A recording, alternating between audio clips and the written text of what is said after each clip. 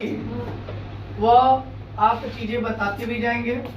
और पहला नंबर बेटा, अगर आपके मन में किसी भी प्रकार का डर है तो उस डर के कारण का पता लगाओ कि ये डर क्यों है। अगर हम किसी काम को कर रहे होते हैं तो हम तभी डरते हैं, या तो जब वो हमारे साथ पहली बार हो रहा हो, या तो हम उसके लिए प्रिपेयर्ड नहीं थे, फिर भी उस काम की जिम्मेदारी हमको दे दी गई। अब बोर्ड परीक्षा पहली बार प्री बोर्ड में बैठ रहे हो, मतलब अर्धवार्षिक परीक्षा मान लो, तो पहली बार जब आप अर्धवार्षिक परीक्षा दे रहे हो तो एक डर वाला शब्द जो है वो है बोर्ड एग्जाम। क्या है? Board exam.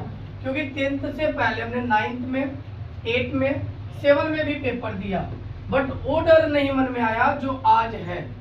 तो इस डर का कारण मात्र एक शब्द है, वह है बोर्ड एग्जाम, कि हमारा क्या होगा, पेपर कैसा होगा, हम सॉल्व कैसे करेंगे। इस डर के कारण का जब आप पता लगाओगे बेटा, तो इसका एकमात्र जवाब आएगा, तैयारी अभी अधूरी है। क्या जवाब आएगा? तैयारी अभी अधूरी है, पढ़ना बहुत जरूरी है। यानी यदि आप वेल प्रिपेयर्ड नहीं हो, तैयार नहीं हो, तो भी आपके मन में डर आना स्वाभाविक है और आना भी चाहिए, क्योंकि आप प्रिपेयर्ड नहीं हो। अगर ये डर आपकी अर्धवार्षिक परीक्षा में आ रही है तो क्या बोर्ड तक इसको आप कायम रखोगे, या प्रैक्टिस के जरिए बोर्ड तक आते आते ये डर समाप्त हो जाएगा? सभी लोग का समाप्त हो जाएगा? यस या नो में जवाब दें, लेकिन बोलें सभी लोग, ताकि ये लगे कि हाँ सब लोग पढ़ रहे हैं, मेरी बातों को गौर कर रहे हैं। क्या ये डर समाप्त होना चाहिए? समाप्त कैसे होगा? केवल पढ़ने से, प्रैक्टिस करने से। और आप एग्जाम से पहले बेटा एक चीज ध्यान देना, ये डर बड़ा घातक है। अगर ये डर एग्जाम के पहले तक रहा, पेपर पाने तक भी रहा, पेपर पढ़ते वक्त भी रहा, तो ये चीज बांध अपने मतलब दिमाग में बैठा लो, निश्चित रूप से ऐसे प्रश्नों का उत्तर छोड़ के आप चले आओगे जो आपको बहुत अच्छे से आ रहा है। इस डर को हमें यहीं खत्म करके जाना है। ये डर हमारे मन में नहीं होना चाहिए। पहली बार भले ही काम करें, डरते डरते करें, बट इतने परफेक्शन, इतने बेहतर ढंग से करें कि कम से कम वह गलती हमसे ना हो जो होना नहीं चाहिए। क्लियर है? Okay sir. तो आप पहला नंबर अपने मन का डर निकाल दो, और ये डर मात्र एक शब्द से आया है, बोर्ड एग्जाम से। बोर्ड एग्जाम बेटा कोई हवाई नहीं है, आप जो पढ़ते हो उसी में से क्वेश्चन पेपर पैटर्न बनता है। बस डर इस बात का होता है कि बोर्ड परीक्षा में जब आप बैठते हो तो केवल अकेले नहीं बैठते हो, आपका क्लासरूम केवल नहीं बैठता है, लगभग संपूर्ण उत्तर प्रदेश के छात्र छात्राएं इस परीक्षा में भाग लेते हैं। आपके पास, आपके बगल में, आपके क्लास में बैठने वाले परीक्षार्थी दूसरे विद्यालयों के होते हैं, इस बात का डर होता है। आपकी गाइडिंग जो करते हैं वह टीचर दूसरे होते हैं, आपको इस बात का डर होता है। क्योंकि अब तक आप अपने परिवार में, जैसे हम अपने परिवार में हैं, हमें किसी प्रकार का डर नहीं लगता, लेकिन जैसे ही परिवार से दूर जाते हैं, अपने रिलेशन में ही क्यों ना जाए, तो एक एक काम करने से पहले, कुछ बोलने से पहले हम बार बार ये विचार जरूर करते हैं कि हमसे कुछ गलती ना हो। तो कुछ गलती ना करने का डर आपके मन में बना रहता है। अगर ये डर है बोर्ड परीक्षा में कि हमसे प्रश्न का जो आंसर दे रहे हैं वो आंसर गलत ना हो, तो इस प्रकार का डर बेहतर डर है। लेकिन डर इस बात का है कि पेपर कैसा होगा, हमारी तैयारी अधूरी है, हम तैयारी नहीं कर पाए हैं, हम पेपर ही नहीं लिख पाएंगे। अगर इस प्रकार का बेटा मन में डर है तो ये आपके लिए घातक है। ये डर समाप्त होगा। कैसे समाप्त होगा? जब आपने वेल प्रिपेयर्ड कर लिया, पूरी अच्छी से तैयारी कर ली, तो आपको डरने की जरूरत नहीं है। और दुनिया की कोई भी परीक्षा बेटा कठिन कभी नहीं होता है, कठिन केवल हमारी तैयारी होती है। अगर बेटा आप परीक्षा की तैयारी आसानी से कर रहे हो, परीक्षा की तैयारी आसानी से कर रहे हो, कम मेहनत लगा के कर रहे हो, एंजॉयमेंट के साथ कर रहे हो, तो निश्चित रूप से आने वाली परीक्षा आपके लिए कठिन होगा। क्या होगा? कठिन होगा। लेकिन यदि आप पढ़ाई कठिनाई में करते हो तो आने वाली परीक्षा बिल्कुल आसान हो जाएगी। क्या हो जाएगी? तो कभी भी पेपर कठिन नहीं होता, परीक्षा कठिन नहीं होता, कठिन हमारी तैयारी होती है। अगर हम आसान भाषा में कहें कि अगर हम सो के पढ़ रहे हैं तो परीक्षा का पेपर बहुत कठिन आने वाला है। लेकिन हम उस वक्त भी पढ़ रहे हैं जिस वक्त कोई भी उत्तर प्रदेश का छात्र नहीं पढ़ रहा, कोई भी बच्चा नहीं पढ़ रहा, तो आपके लिए वो पेपर बिल्कुल आसान और हलवा लगेगा। कब?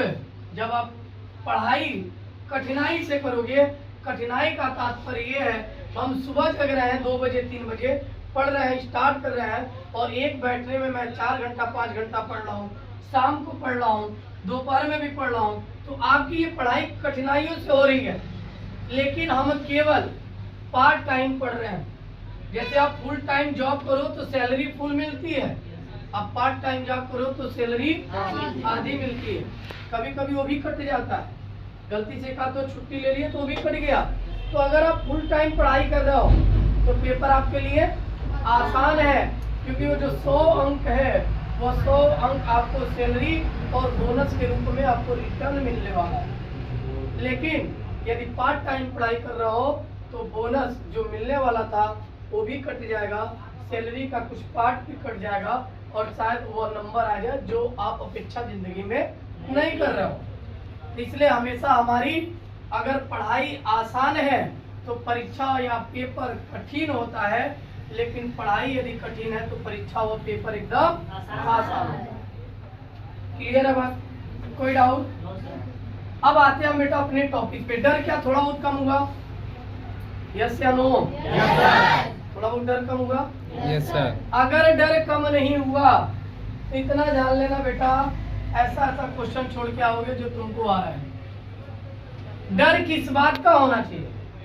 वो टीचर हमें जानता नहीं, बगल में जो बैठने वाला बच्चा वो हमें जानता नहीं है, यानी दैट मीन्स हमको कोई डिस्टर्ब करने वाला नहीं है। अब तो हम और बेहतर ढंग से लिखेंगे कि आपको खुशी होना चाहिए कि आपके अलग दूसरे टीचर है, क्योंकि अगर टीचर परिचय वाला होगा तो जरूर क्लास में आएगा और बेटा क्या हाल चाल है, क्या कर रहे हो, क्लास में पढ़े नहीं कभी, अब क्या लिखोगे, ये आपको डिमोटिवेट कर देगा। ये आपको क्या करेगा? इससे देखो आपको पॉजिटिव लेना चाहिए कि अदर स्कूल का कोई टीचर है या अदर टीचर गाइडिंग कर रहा है तो ये हमारे लिए प्रॉफिट में आएगा। प्रॉफिट में क्यों आएगा? क्योंकि हमें कोई डिस्टर्ब करने वाला केवल आप हो, आपका पेपर है, आपकी कॉपी है, एकदम छाप डालो जितना छापना है, और डरना तो बिल्कुल नहीं है किसी भी पेपर में। आपकी तैयारी ऐसी होनी चाहिए। अब आते हैं कुछ क्वेश्चंस पे जो अगर हिंदी का छूटा हुआ होगा इसमें कवर हो जाएगा, बाकी तो लगभग पूरा इंपॉर्टेंट बता दिए हैं, बोर्ड से भी रिलेटेड और आपकी इस परीक्षा से भी रिलेटेड। सबसे पहले बात करते हैं रस।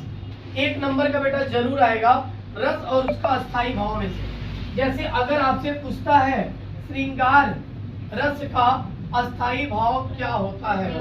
रति। क्या होता है? कोई डाउट? हास्य रस का अस्थाई भाव हास। हास मतलब हंसी।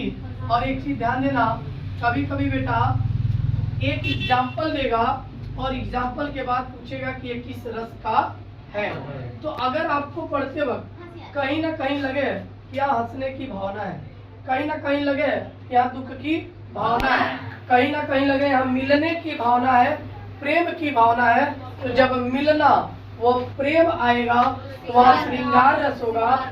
लेकिन जब बिछड़ना वियोग रोना आएगा तो वहाँ वियोग करुण तो होगा बेटा, बट वियोग रस, क्योंकि किसी के अलगाव हो रहा है, विलखना, आपकी कोई प्रिय वस्तु अनिष्ट हो जा रही है, समाप्त हो जा रही है, तो वहाँ वियोग रस होता है। और वियोग का भी अस्थाई भाव शोक होता है। क्या होता है? वियोग का तात्पर्य हम कह सकते हैं करुण से है। करुण रस का अस्थाई भाव क्या होगा? शोक। वीर रस का अस्थाई भाव उत्साह। क्या होता है? उत्साह। जहाँ किसी पंक्ति को पढ़ते वक्त वीरता की भावना का पता चले वहाँ कौन सा रस होगा? वीर रस। क्या होगा? अब देखो मैं 2-3 एग्जाम्पल